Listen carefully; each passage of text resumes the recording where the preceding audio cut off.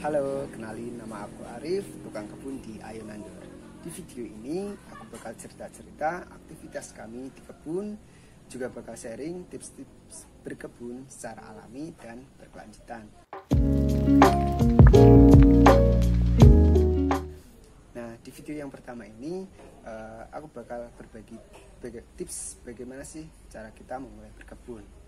Nah, ini cocok banget nih buat teman-teman yang masih awam banget tentang berkebun, bingung caranya berkebun, nggak punya tempat, nggak tahu cara merawatnya, nanamnya, dan lain sebagainya. Nah, ini adalah hal-hal yang harus kita perhatikan sebelum kita memulai berkebun. Yang pertama, tempat penanaman. Nah, sebelum kita melakukan penanaman, kita harus observasi terlebih dahulu tempat penanaman kita, apakah dia dari cahayanya kita mendapatkan cahaya matahari penuh dari pagi sampai sore, mendapatkan cahaya pagi saja, sore saja, atau ternaungi sepanjang hari. Nah, kalau misalnya mendapatkan cahaya full, itu mungkin varian tanamannya lebih banyak gitu, mulai dari tanaman buah, sayur, umbi, dan lain sebagainya. Tapi untuk tempatnya ternaungi sepanjang hari itu mungkin lebih harus kita pilih-pilih lagi tanamannya. Bisa kayak tanaman rimpang kayak jahe, kunyit, dan lain sebagainya. Nah, dari situ kita harus cari-cari tahu bagaimana sih karakter tanaman dan kita sesuaikan dengan kondisi tempat penanamannya kita. Kemudian yang kedua yaitu air. Nah, selain kebutuhan dari cahaya, kebutuhan air juga menjadi penting bagi tanaman. Nah, kita harus tahu juga nih apakah akses mendapatkan air di situ mudah atau enggak. Kalau misalnya agak susah, itu mungkin kita bisa pilih tanaman-tanaman yang pepohonan atau yang memiliki akar dalam, sehingga dia lebih relatif tahan terhadap kekeringan. Kemudian yang ketiga yaitu media tanam. Nah, ini terkait dengan tanah nih, karena kita bakal nanam di tanah itu juga menjadi tempat tumbuhnya si tanaman itu. Jadi kita harus mengatur bagaimana sih si tanahnya itu menjadi optimal bagi pertumbuhan si tanaman.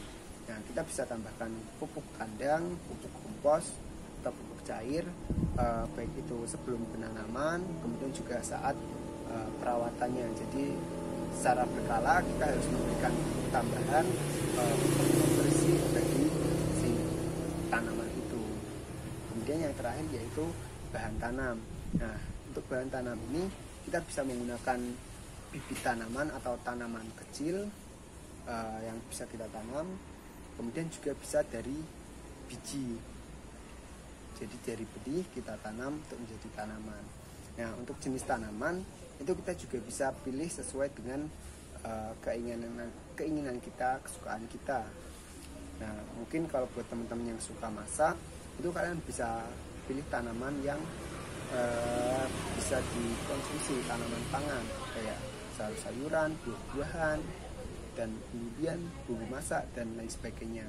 Kemudian juga buat kalian yang suka keindahan, kalian bisa pilih tanaman hias, entah itu monstera, mertua, kemudian juga aglonema, dan lain sebagainya. Jadi kalian pilih sesuai dengan apa yang kalian suka dulu. Nah, nanti secara perlahan kalian coba tanaman lain. Nah, ini kalian juga sebagai contoh, ini kami menanam pandan.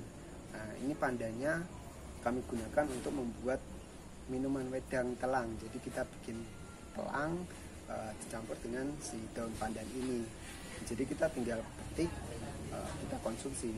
Nah, ini pun juga kita nanamnya nggak di tanah tapi di pot. Kita juga bibitnya ini dapat dari kita cari-cari di tempat orang lain. Biasanya pandan ini dia punya tunas-tunas. Kita minta tunas yang masih kecil untuk kita tanam di tempat kita. Kemudian kalian juga bisa nanam menggunakan kebun cilik ini. Nah, jadi buat kalian yang belum punya kebun, kalian bisa mulai dari hal yang kecil dengan kebun cilik ini. Jadi di dalam kebun cilik ini sudah ada media tanam, kemudian benih, polybag, petunjuk penanaman dan stiker buat kalian menulis nama tanamannya, tanggal kapan.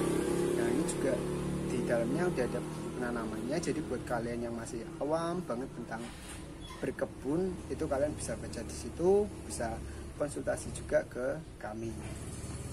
Nah tips yang terakhir nih, kalian nanamnya jangan satu tanaman aja, tapi beberapa tanaman. Karena kenapa? Ya namanya tanaman itu juga makhluk hidup ya. Dia punya peluang juga untuk entah itu mati, gak tumbuh dan lain sebagainya. Jadi ketika tanamannya itu mati atau kenapa-napa, itu kita masih punya tanaman cadangan yang lainnya, sehingga ya kita masih punya semangat buat merawat si tanaman itu. Kalau misalnya kita masih gagal, coba lagi sampai akhirnya kita bisa menanam banyak tanaman. Nah mungkin video pertama kami itu dulu, ditunggu video selanjutnya. Bye.